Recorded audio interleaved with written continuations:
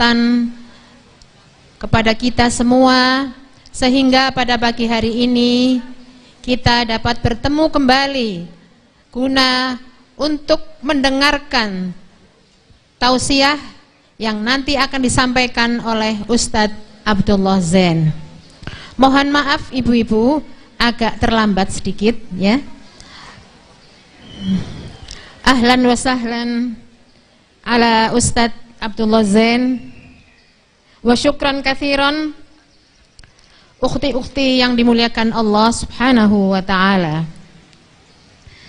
Hari ini kita akan mendengarkan kisah daripada istri-istri Rasulullah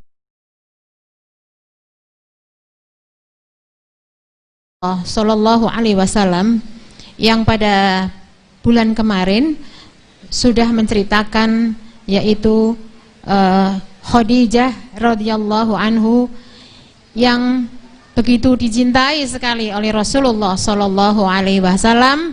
Walaupun beliau adalah seorang janda, tetapi beliau masya Allah kaya raya, sehingga hartanya dihabiskan untuk perjuangan Rasulullah Sallallahu Alaihi Wasallam. Untuk hari ini yang akan dibahas yaitu the great woman Aisyah radhiyallahu anhu, yang nanti akan diuraikan oleh Ustadz Abdullah Zain. Oleh karena itu ibu-ibu mohon ketenangannya, jangan cerita sendiri ya, karena kajian seperti ini Rasulullah pernah mengatakan bahwa apabila kamu mencintai saya, cintailah sunnahku. Sunnahnya apa Bu? Menghadiri begini ini, masya Allah. Berarti ibu sudah mencintai sunnah Rasul. Oleh karena itu Bu, semua yang hadir di sini rasanya ayem ya Bu ya. Mendengarkan kajian ayem, yang di rumah lagi semrawut ditinggal sudah. Pokoknya di sini sekarang ini saya akan mendengarkan Ustadz Abdullah Zain. Insya Allah ibu-ibu semua mendapatkan pahala di sisi Allah Subhanahu wa ta'ala. Marilah sebelum Ustadz Abdullah Zain menguraikan, kita buka dulu kajian ini dengan membaca basmalah. Bismillahirrahmanirrahim. Waktu selanjutnya kami serahkan kepada Ustadz Abdullah Zain. Wal afu minkum. Wassalamualaikum warahmatullahi wabarakatuh. Bismillahirrahmanirrahim. Assalamualaikum warahmatullahi wabarakatuh. Alhamdulillahirabbil alamin. Wa bihi nasta'inu ala umuri dunya waddin. Wa sallallahu ala nabiyyina wa sayyidina Muhammadin wa ala alihi wa sahbihi ajma'in, amma ba'd. Kita panjatkan puja dan puji syukur kehadirat Allah Azza wa Jalla pada kesempatan pagi menjelang siang yang berbahagia kali ini. Kita bisa melanjutkan kajian berseri membahas tentang sejarah kehidupan ibunda kita, Ummahatul Mukminin, istri-istri Nabi kita Muhammad sallallahu alaihi wasallam.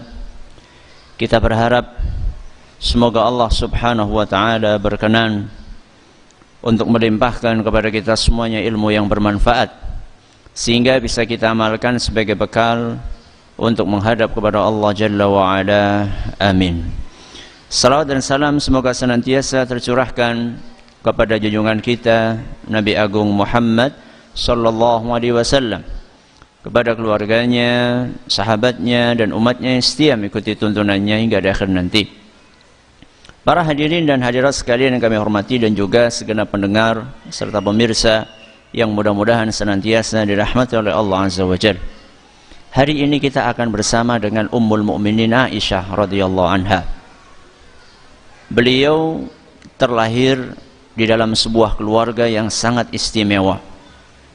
Ayahnya adalah manusia yang paling dicintai oleh Nabi kita Muhammad sallallahu alaihi wasallam, yaitu Abu Bakar As-Siddiq, yang namanya adalah Abdullah ibnu Uthman. Abdullah ibnu Uthman. Jadi Aisyah, kalau kita ditanya nasabnya Aisyah, maka kita katakan Aisyah binti Abu Bakar. Abu Bakar namanya Abdullah.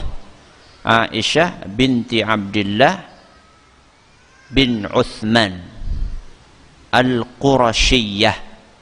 Al-Qurasyiyah itu dari suku apa? Quraisy.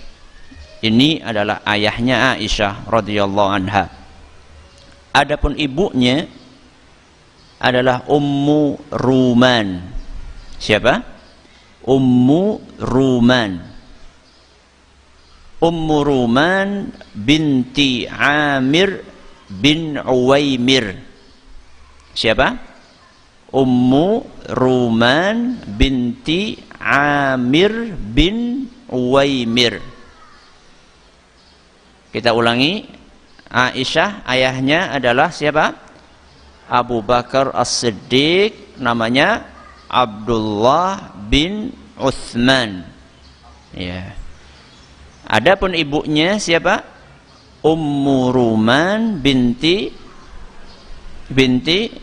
Amir bin Uwaimir. Nasab Aisyah radhiyallahu anha kalau dilihat dari ayahnya, siapa ayahnya tadi? Abu Bakar As-Siddiq, maka akan ketemu dengan Nabi kita Muhammad sallallahu alaihi wasallam di kakek yang ketujuh. Nasabnya Aisyah kalau dilihat dari ayahnya akan ketemu di kakek Nabi SAW yang keberapa?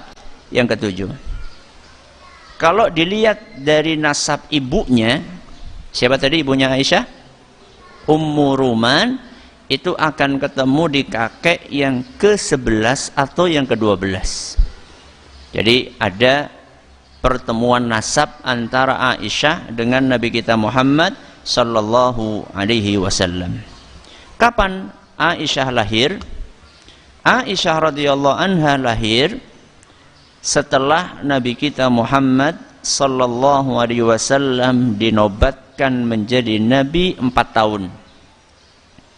Nabi sallallahu alaihi wasallam dinobatkan menjadi nabi 4 tahun kemudian Aisyah radhiyallahu anha lahir. Dan Aisyah radhiyallahu anha seperti yang saya sampaikan di awal tadi, terlahir di sebuah keluarga yang sangat istimewa. Kenapa demikian? Karena Abu Bakar As-Siddiq adalah sosok yang paling dekat dengan Rasulullah sallallahu alaihi wasallam. Sehingga Aisyah menyaksikan bagaimana proses perjuangan dakwah Islam sejak awal. Beliau bercerita dalam hadis yang diriwayatkan oleh Imam Bukhari, "Lam aqil abawayya illa wa huma yadinanid din." Begitu aku mulai paham, kata Aisyah, saat mulai tamyiz, mengerti tentang suasana yang ada di sekelilingnya, maka beliau sudah mendapatkan kedua orang tuanya, yaitu Abu Bakar As-Siddiq dan Ummu Ruman, adalah memeluk agama Islam. Sudah memeluk agama Islam. Walam yamur alaina yawmun illa ya'tina fihi Rasulullah sallallahu alaihi wasallam tarafayin nahari bukratan wa ashiyah.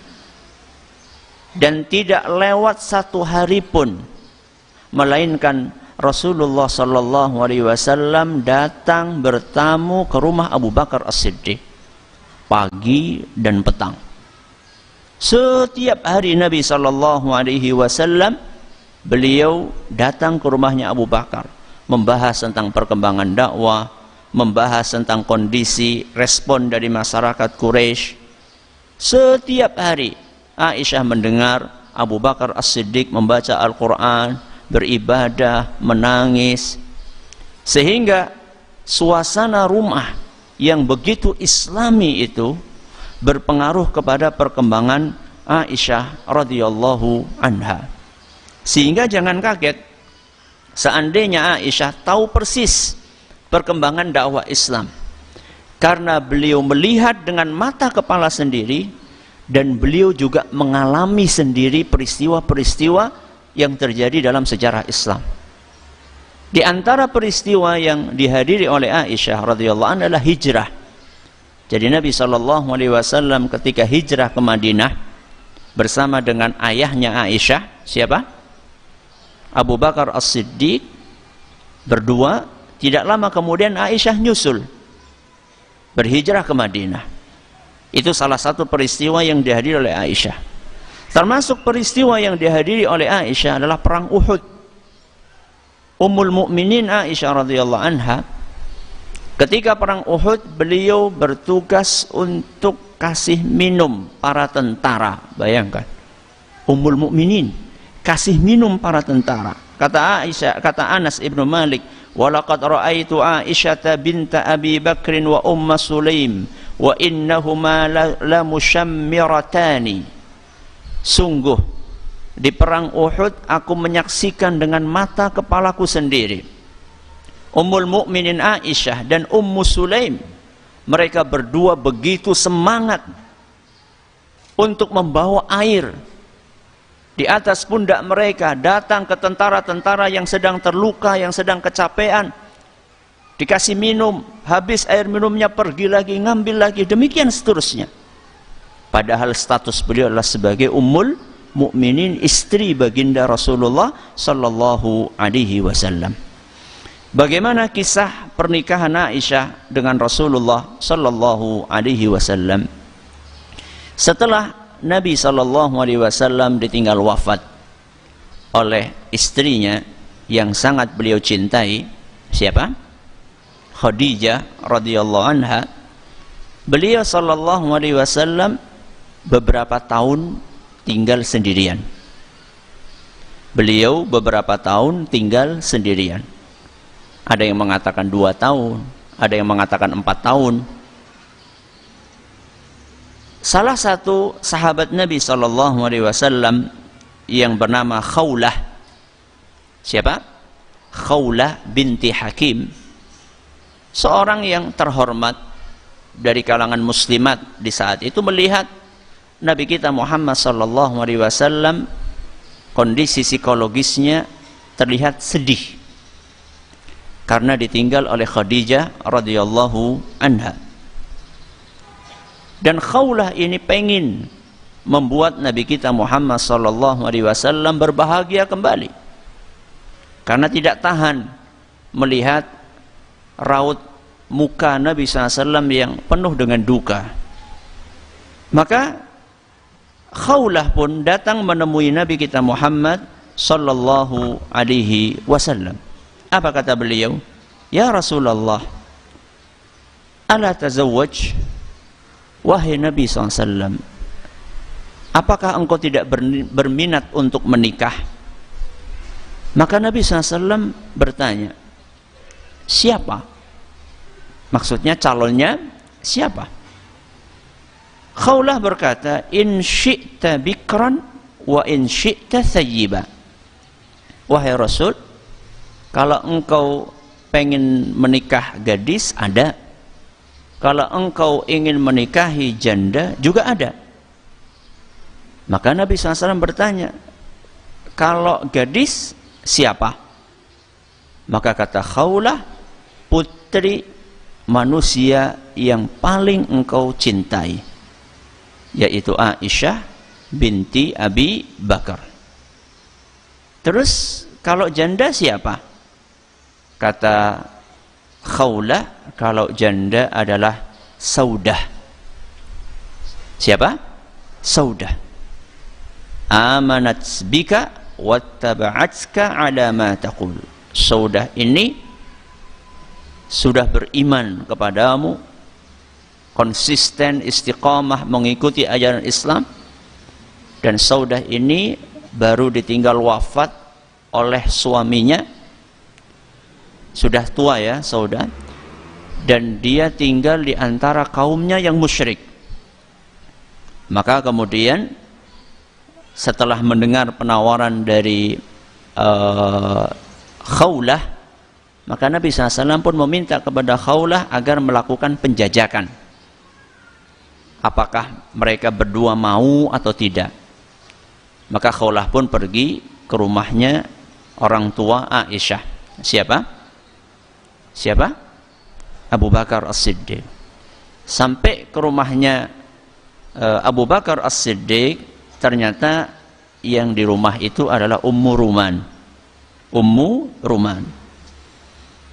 Kata Khawlah, "Madza adkhalallahu azza wa jalla 'alaikum minal khairi wal barakah." Luar biasa.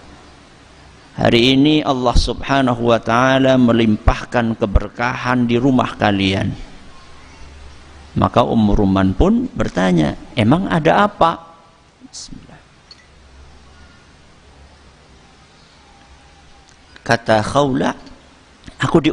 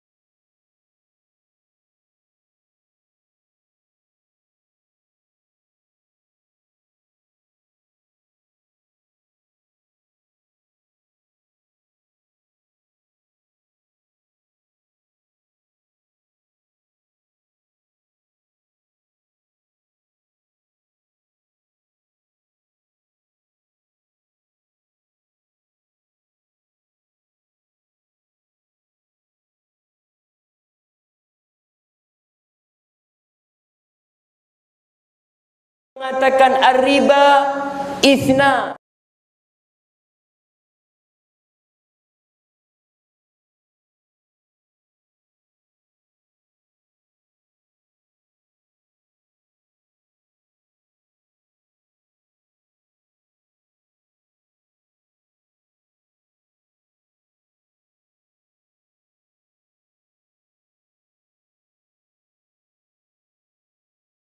Utus oleh Nabi sallallahu alaihi wasallam untuk namanya Mut'im bin Adi. Kita punya teman namanya siapa? Mut'im bin Adi. Mut'im bin Adi ini pernah membicarakan Aisyah pengen dijodohkan dengan anaknya. Apa enggak sebaiknya engkau wahai Abu Bakar menyelesaikan masalah ini dulu sama temanmu? Lihat bagaimana kedewasaan siapa? Kedewasaan Ummu Ruman. Ditawar, putrinya dilamar sama Rasul SAW. Itu anugerah atau tidak? Anugerah. Orang Jawa mengatakan ketiban daru. Tapi Ummu Ruman itu tidak lupa daratan. Tetap beliau memperhatikan etika. Putri kita ini pernah, ya dilamar enggak, cuman pernah rasan. Teman kita ini pernah rasan pengen menjodohkan anaknya dengan putri kita. Coba diselesaikan dulu. Maka kemudian Abu Bakar As-Siddiq pun datang bertamu ke rumahnya. Siapa tadi? Mut'im bin Adi.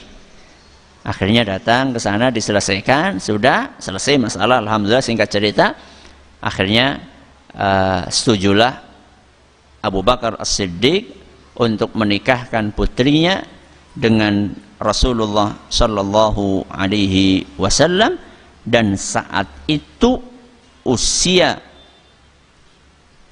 Aisyah berapa tahun? Tazawwajani Rasulullah Sallallahu Alaihi Wasallam li sitti sinin. Rasulullah Sallallahu Alaihi Wasallam menikahiku, melangsungkan akad pernikahan denganku saat usiaku 6 tahun. Allahu Akbar. Berapa tahun? 6 tahun. Wa bana bi wa ana bintu tis'i sinin. Kemudian Rasulullah SAW tinggal serumah denganku, mulai melakukan hubungan suami istri di usia 9 tahun. Hadis riwayat Bukhari dan Muslim. Hadis riwayat Bukhari dan Muslim.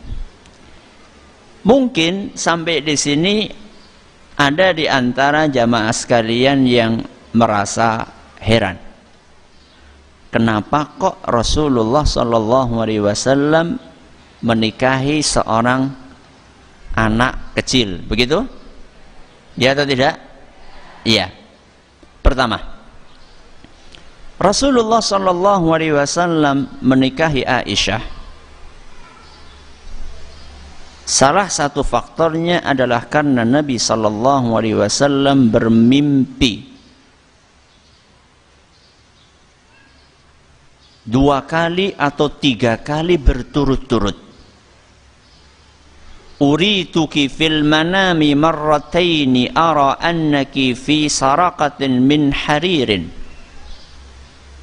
Aku bermimpi 2 kali, dalam beberapa riwayat 3 kali berturut-turut. Di dalam mimpiku aku melihat ada seorang wanita tertutupi dengan kain dari sutra. Wa yuqalu hadhihi imra'atuk. Kemudian malaikat berkata kepadaku, ini istrimu. Fa'akshifu anha fa'idha hiya anti. Ternyata begitu aku buka tirai tersebut, ternyata yang ada di balik tirai itu adalah engkau, wahai Aisyah. Fa'aqulu in yakun hadha min indillah yumdihi. Maka aku pun berkata, seandainya memang ini yang Allah kehendaki, pasti akan terjadi. Hadis riwayat Bukhari. Berarti nikahnya Rasulullah SAW dengan Aisyah itu adalah perintah dari siapa? Dari Allah Azza wa Jalla. Satu, kalau Allah sudah memerintahkan, maka sudah selesai masalah. Yang kedua, Rasulullah SAW melihat Aisyah, sudah tahu Aisyah sejak Aisyah masih kecil. Dan Nabi SAW mengetahui betul kecerdasan Aisyah, kekuatan beliau dalam menghafal. Dan Nabi SAW pengen ada di antara istri-istrinya yang bisa merekam kepribadian Nabi SAW di rumahnya. Rasulullah SAW ingin menukilkan tuntunan beliau dalam berkeluarga. Maka butuh seorang yang masih seger, otaknya masih bersih, gak banyak masalah, cerdas, dan pilihan itu ada di dalam diri siapa? Aisyah. Yang ketiga, kecintaan Nabi SAW yang sangat besar kepada siapa? Kepada ayahnya. Sinten? Abu Bakar As-Siddiq. Karena Abu Bakar As-Siddiq telah berkorban untuk membela agama Islam dengan seluruh potensi yang beliau miliki. Hartanya beliau korbankan, kedudukannya beliau korbankan, tenaganya beliau korbankan, pikirannya beliau korbankan. Maka wajar seandainya Nabi SAW ingin menikahi putrinya Abu Bakar As-Siddiq. Yang keempat, Rasulullah SAW dan Aisyah radhiyallahu anha tinggal di wilayah panas atau dingin? Jawab, panas apa dingin? Panas. Di Jazirah Arab. Dan di wilayah panas biasanya seseorang itu akan lebih cepat balik dibandingkan di wilayah yang dingin. Sehingga tidak perlu heran Sehingga tidak perlu heran, Aisyah radhiyallahu anha saat itu sudah balik. Dan secara fisik Aisyah radhiyallahu anha sudah siap. Ya. Dari sisi kedewasaan, dari sisi fisiknya Aisyah sudah siap radhiyallahu anha. Satu wanita dengan wanita yang lain itu bisa beda-beda. Ada seorang wanita sudah 17 tahun, sudah 20 tahun, masih kekanak-kanakan. Ada? Ada. Ya. Caranya wong Jawa sih ngempeng. Ya. Masih ada. Tapi ada Masya Allah anak baru 10 tahun, sudah lebih dewasa. Ya. Aisyah radhiyallahu anha termasuk jenis wanita yang dewasa di usia dini. Dan kalau kita perhatikan, Rasulullah sallallahu alaihi wasallam menikahi seorang gadis berapa wanita? Istri Nabi SAW yang gadis berapa? Berapa? 1. Hanya 1 wanita yang dinikahi oleh Nabi sallallahu alaihi wasallam sebagai seorang gadis. Siapa itu? Aisyah radhiyallahu anha. Sisanya macam-macam. Ya. Sisanya ada yang janda dan bukan janda kembang. Janda apa? Janda sudah tua. Ya. Maaf, seperti Saudah. Seperti Saudah. Rasulullah sallallahu alaihi wasallam itu ada misi ingin menghibur beliau karena Saudah ditinggal wafat oleh suaminya, kemudian tinggalnya di komunitas kaum musyrikin. Nabi SAW ingin menyelamatkan keimanan Saudah. Kemudian juga istri Nabi SAW yang lain, ada yang karena menanggung anak-anak yatim, maka Nabi SAW pun berusaha untuk ikut membantu merawat anak yatim. Ada di antara istri-istri Nabi SAW yang selalu tekun untuk puasa, untuk sholat. Ya. Ada istri Nabi SAW yang putrinya musuh bebuyutan Nabi SAW. Seakan-akan Nabi SAW ingin mewariskan ilmu kepada kita bagaimana menghadapi berbagai jenis kepribadian manusia, bagaimana menghadapi janda, bagaimana menghadapi gadis, bagaimana menghadapi orang yang tinggal di komunitas kaum musyrikin, bagaimana menghadapi wanita yang suka beramal sosial, suka merawat anak yatim, yang kemudian ilmu ini akan diwariskan kepada kita. Karena realitanya kita umatnya Nabi kita Muhammad sallallahu alaihi wasallam pun juga karakter istrinya macam-macam, dan seluruhnya bisa ditemukan dalam sejarah kehidupan Nabi kita Muhammad sallallahu alaihi wasallam. Rasulullah sallallahu alaihi wasallam sangat sayang kepada Aisyah. Di antara indikator kuatnya adalah Nabi SAW punya panggilan khusus, punya panggilan istimewa kepada istrinya Aisyah. Di antara panggilan itu adalah Aish. Apa? Aish. Ya. Ini semacam singkatan dari apa? Aisyah. Diceritakan dalam sebuah hadis yang diriwayatkan oleh Imam Bukhari dan Muslim bahwa Rasulullah sallallahu alaihi wasallam bersabda, ya Aish. Nabi SAW memanggil Aisyah dengan apa tadi? Aish. Hadza Jibrilu yuqri'uki salam. Wahai Aish, ini malaikat Jibril titip salam untukmu. Allahu Akbar. Siapa yang kirim salam? Malaikat Jibril, bayangkan. Ya, enggak gemen-gemen. Malaikat Jibril titip salam kepada Aisyah radhiyallahu anha. Maka Aisyah pun mengatakan, waalaikumsalam warahmatullahi wabarakatuh. Panggilan yang kedua, siapa?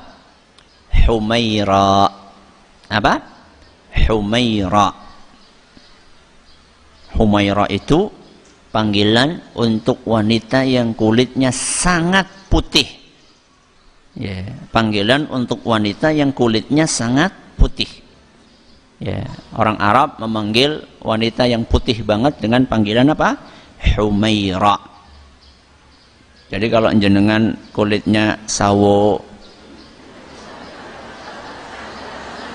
kematangan, ya ora cocok. Ya. Ini disebutkan dalam hadis riwayat Nasa'i dalam Sunan Al-Kubra dan dinyatakan sahih oleh Imam Ibnu Hajar Al-Asqalani ketika ada anak-anak Habasyah sedang bermain di masjid, maka kemudian bukan di waktu sholat tentunya, sedang bermain-main di masjid, maka kemudian Nabi SAW memanggil Aisyah dengan panggilan Ya Humaira. Wahai Humaira, atuhibbina an tanzuri ilaihim.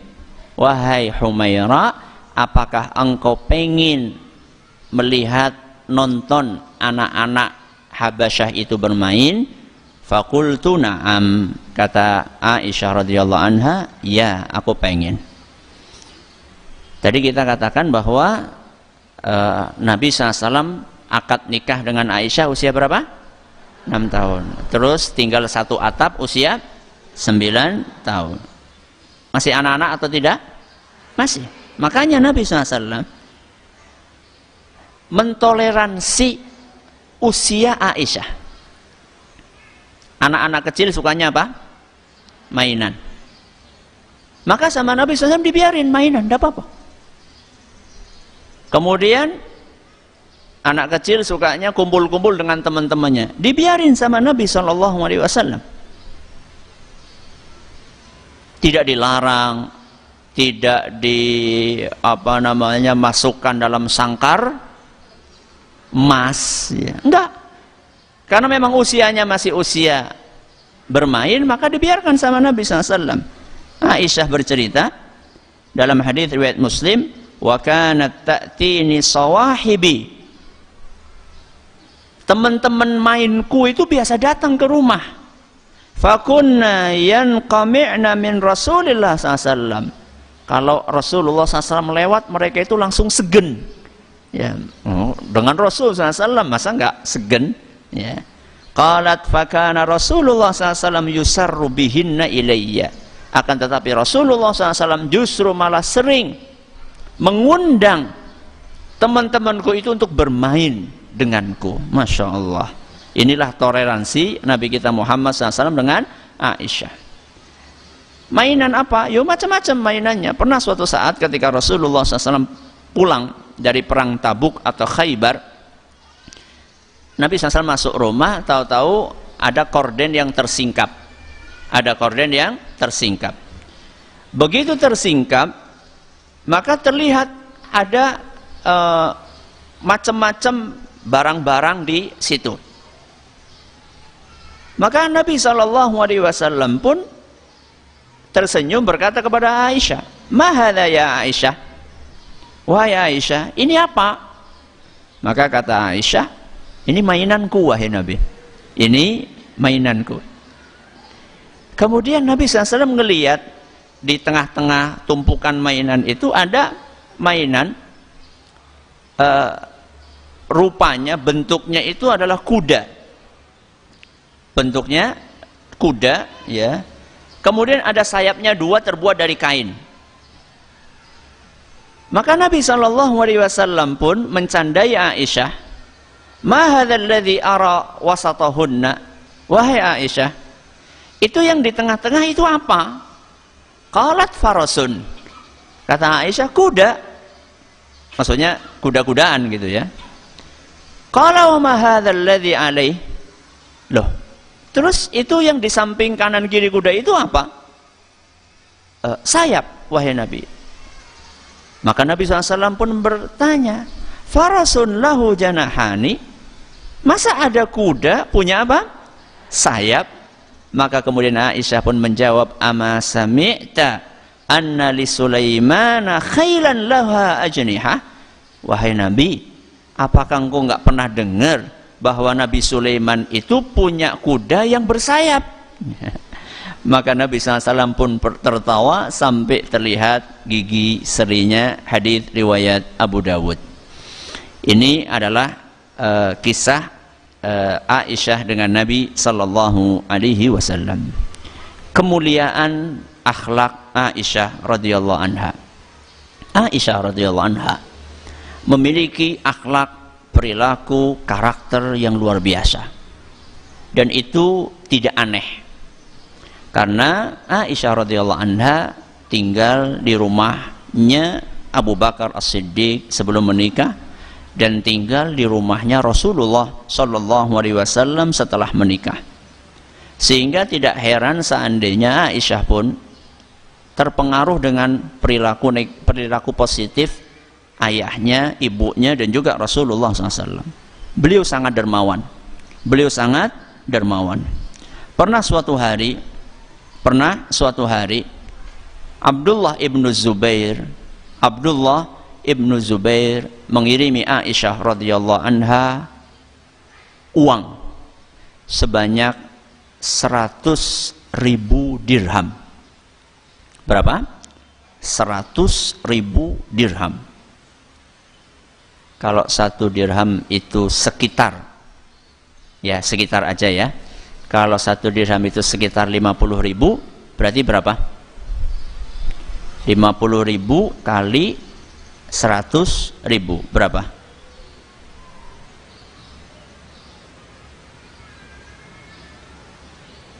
Itu 2, 3, 4, 5, 6, 7, 8. Nolnya 8 berapa?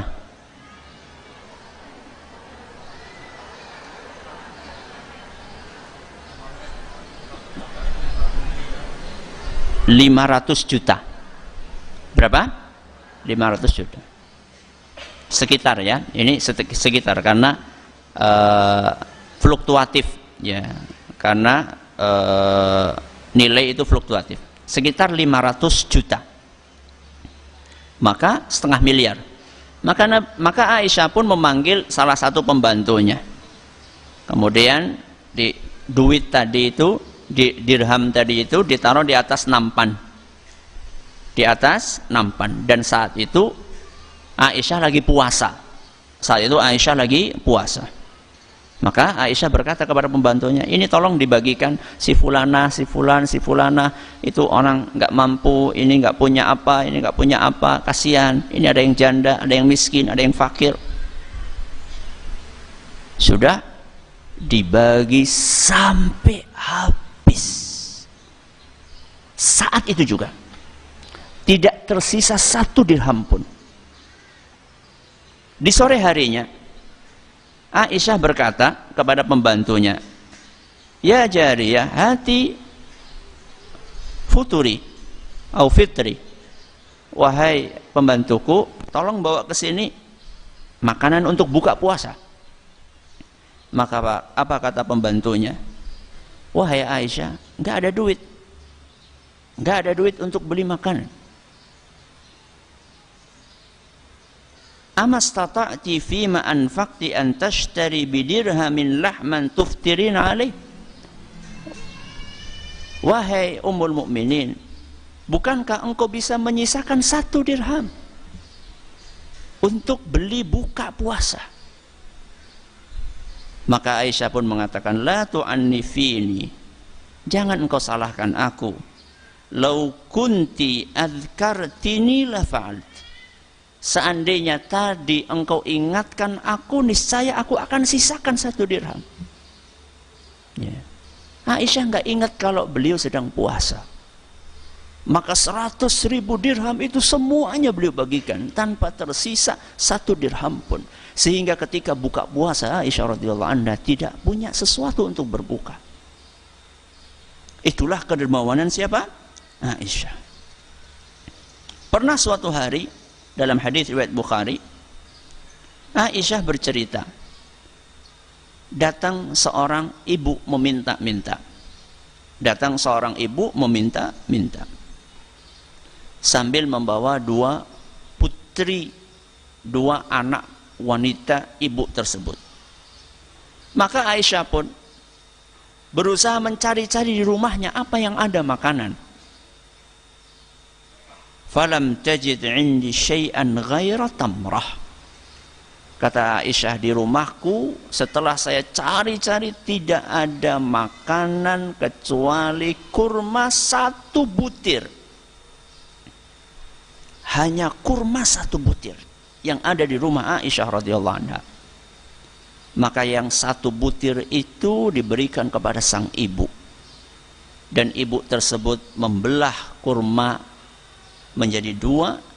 Yang separuh diberikan kepada putrinya yang pertama, dan yang separuh lagi diberikan kepada putrinya yang kedua. Sederhana. Kehidupan Aisyah sangat sederhana dan sangat dermawan.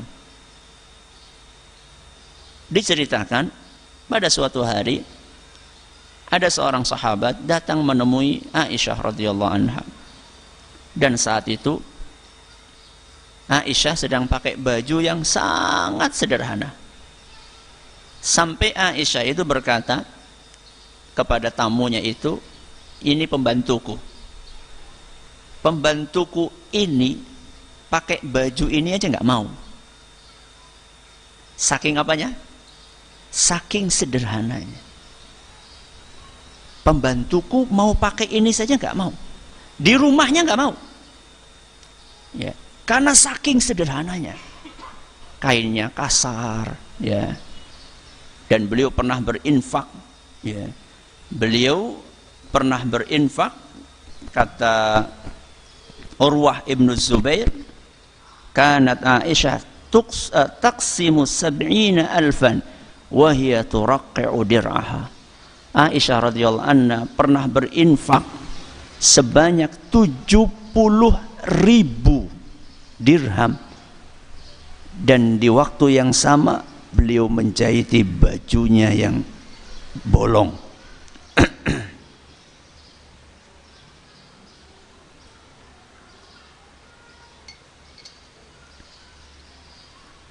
Bagaimana kita meneladani Aisyah radhiyallahu anha? Hidup dengan sangat sederhana. Bandingkan dengan kita.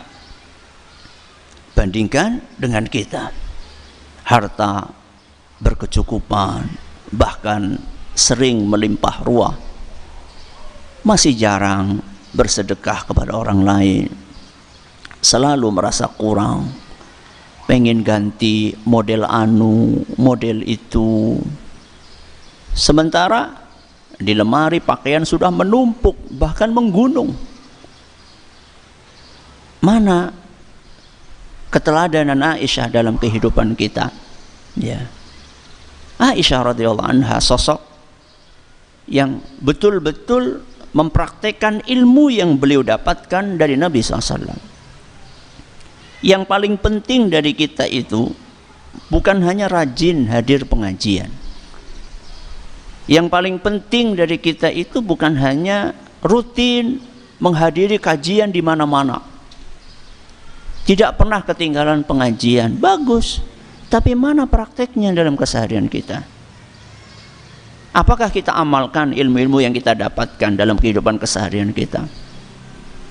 Apakah kita rajin untuk berterima kasih kepada suami atas apa yang sudah diberikan oleh suami? Praktekkan dalam keseharian. Lama ngaji, sering ngaji, tapi perilaku tidak berubah. Pakaian masih selalu dengan kemewahan. Bukan berarti tidak boleh pakai baju yang bagus, tapi berlebihan. Hadir taklim, gelangnya semuanya dipakai, ya. Kemudian cincinnya 10 dipakai semua, ya. Sehingga jalannya kayak gini, ya. Tasnya gonta-ganti. Ya, untuk apa yang seperti itu? Ya, pamer. Ini mau ngaji atau mau pamer perhiasan? Ya, contoh Aisyah radhiyallahu anha. Aisyah radhiyallahu anha bukan hanya mulia akhlaknya, tapi juga beliau adalah sosok yang ahli ibadah. Beliau selalu berpuasa sunnah, baik dalam keadaan mukim ataupun dalam keadaan safar, sebagaimana dituturkan oleh Urwah ibnu Zubair. Dan Urwah ini bercerita, kuntu idza ghadawtu abda'u bi baiti Aisyah usallim 'alaiha. Setiap pagi aku selalu mampir ke rumah Aisyah radhiyallahu anha. Pada suatu pagi aku datang ke rumah Aisyah. Ternyata beliau sedang sholat. Dan beliau sedang membaca ayat dalam surat At-Tur ayat 27. Suratan yang beliau baca saat itu adalah At-Tur ayat 27 yang bunyinya famannallahu alaina wa waqana adzabas samum. Dan Allah mengaruniakan kepada kami berupa kenikmatan wa waqana adzabas samum, dan Allah lindungi kami dari neraka jahanam. Dan Aisyah radhiyallahu anha membaca diulang-ulang ayat ini. Teringat dengan surga, teringat dengan neraka, berulang-ulang dibaca. Sambil berdoa, sambil menangis. Faqumtu hatta malaltul qiyam. Kata Urwah, aku nunggu lama nggak selesai. Sampai akhirnya aku pun nggak tahan, aku pergi ke pasar. Belanja ini, belanja itu. Kemudian aku balik lagi ke situ, pengen ketemu Aisyah. Fa idza hiya qa'imatun kama hiya tusalli wa tabki. Ternyata sampainya aku di rumah Aisyah radhiyallahu anha, saat itu Aisyah masih tetap sedang sholat dan menangis dalam sholatnya. Itulah ibadah siapa? Aisyah radhiyallahu anha. Satu cuplikan dalam kehidupan Aisyah yang jarang disorot adalah bahwa Aisyah ditakdirkan oleh Allah tidak punya keturunan. Betul? Betul atau tidak betul? Betul. Tidak terlahir dari rahim Aisyah seorang anak pun hasil pernikahan beliau dengan Nabi SAW. Namun Aisyah radhiyallahu anha adalah sosok yang betul-betul memahami bahwa pintu untuk beramal itu banyak. Allah Azza wa Jalla memberikan peluang untuk beramal dengan berbagai macam cara, sehingga Aisyah radhiyallahu anha tidak larut dalam kesedihan. Berbeda dengan sebagian wanita di zaman ini, ketika ditakdirkan oleh Allah Azza wa Jalla tidak punya keturunan, maka dia menghabiskan waktunya untuk berpikir, menangis, bersedih, membanding-bandingkan antara dirinya dengan orang lain, sehingga waktunya terbuang sia-sia. Dan bukan berarti nggak boleh berusaha untuk punya anak, boleh, silakan. Akan tetapi jangan sampai waktu kita habis untuk bersedih, duduk bermuram durja, nggak ngapa-ngapain. Lihat Aisyah radhiyallahu anha. Bagaimana Aisyah radhiyallahu anha memanfaatkan waktunya tersebut untuk menghasilkan sesuatu yang menjadi amal jariyah. Amal jariyah itu tidak mesti dari anak yang mendoakan orang tuanya. Amal jariyah itu bisa lewat pintu yang lain. Ya. Contoh misalnya Aisyah radhiyallahu anha, beliau punya amal jariyah berupa ilmu yang diwariskan. Salah satu sahabat yang hadisnya paling banyak adalah Aisyah radhiyallahu anha. Beliau meriwayatkan 2210 hadis. Itu keluar semua ini 2210 hadis itu keluar dari lisan Aisyah radhiyallahu anha. Sehingga wajar tadi ketika saya katakan salah satu misi Nabi SAW menikahi Aisyah adalah agar ada yang merekam. Agar ada yang merekam sunnah Nabi SAW di rumahnya. Ya. Dan Aisyah radhiyallahu anha adalah sosok yang tepat. Sehingga betul detil kehidupan Nabi SAW dinukil oleh Aisyah. Diceritakan kepada kita. Ya. Sehingga salah seorang tabi'in yang bernama Atha radhiyallahu rahimahullah, beliau mengatakan, kanat Aisyah afqahan nasi wa a'laman nasi wa ahsanan nasi ra'ya.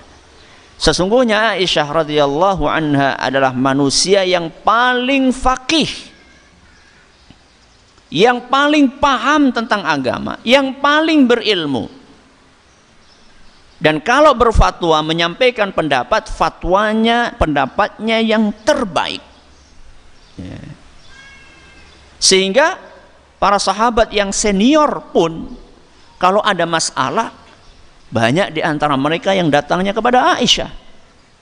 Kata Abu Musa al-Asy'ari radhiyallahu anhu, "Ma ashkala alaina ashabi Rasulullah SAW haditsan qat fasa'alna Aisyah illa wajadna indaha minhu ilma." Setiap kami, yaitu sahabat Nabi SAW, nggak faham hadis. Ini maksudnya bagaimana? Ini artinya seperti apa? Kesimpulannya bagaimana? Setiap kami sahabat Nabi SAW tidak memahami suatu hadis, lalu kami datang kepada Aisyah radhiyallahu anha bertanya tentang hadis tersebut, selalu pasti kita menemukan jawaban dari apa yang tidak kami pahami. Itulah Aisyah radhiyallahu anha.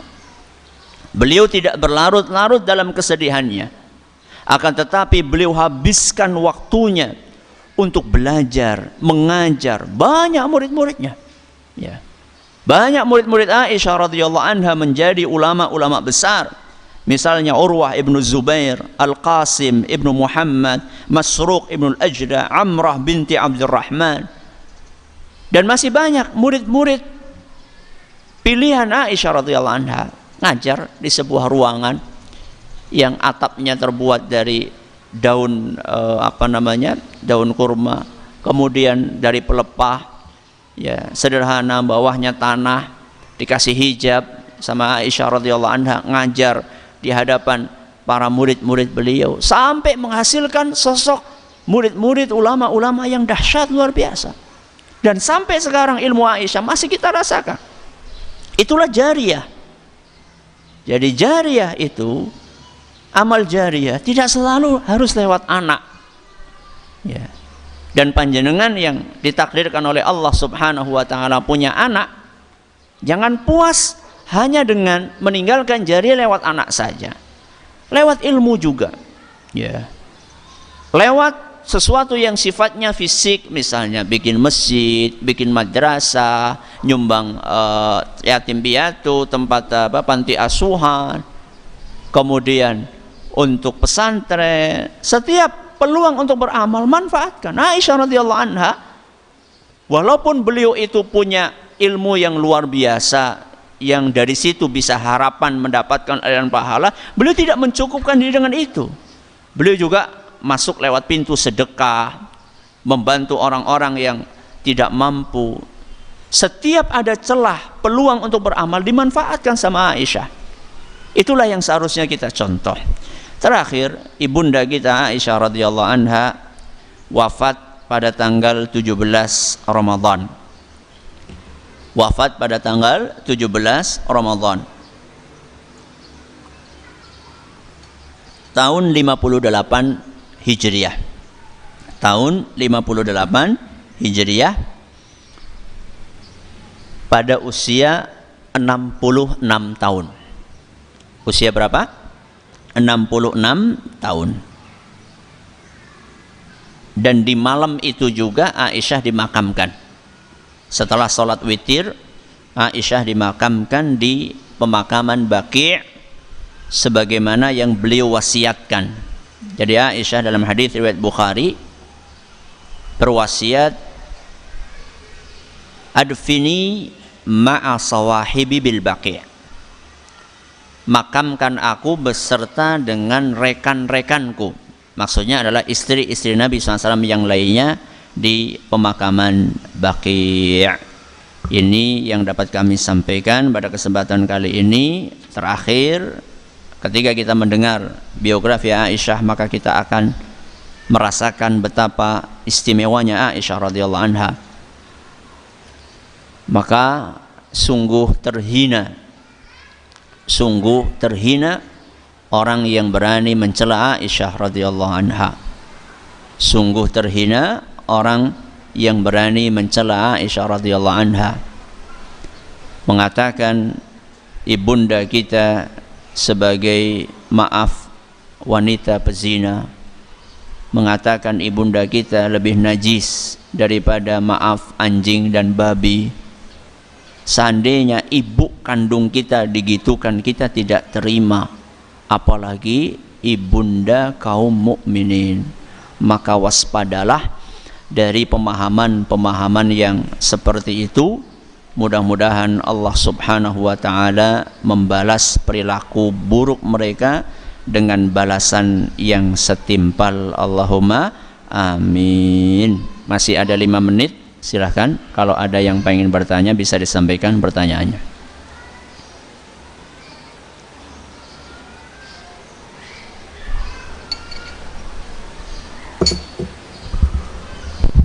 Ada pertanyaan ibu-ibu? Ada? Coba ngacung. Ada yang mau bertanya? Ada titipan pertanyaan Ustadz. Apakah benar kalau seorang wanita tidak mempunyai anak, nanti kalau meninggal tidak ada yang mendoakan? Apakah betul apa enggak itu Ustadz? Jadi kita yang begini rugi sekali. Ya, apakah benar kalau wanita meninggal tidak punya anak, nggak ada yang mendoakan? Sekarang saya tanya, Aisyah ada nggak yang mendoakan? Aisyah ada nggak yang mendoakan? Banyak. Cukup. Ya. Yang penting perbuatannya. Yang ya, penting dia memberi manfaat. Ya, yang penting dia memberi manfaat kepada orang lain.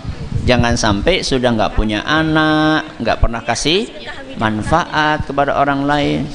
Ya, kuncinya adalah banyak memberi manfaat. Ya, silakan.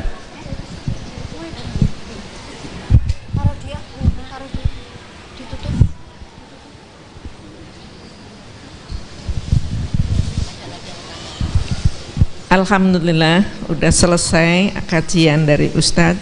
Apakah ada yang mau bertanya, Ibu? Silakan. Depan sendiri. Wow, ternyata harus berjalan ya. Geser seperti ini, tolong. Sampai ke sana.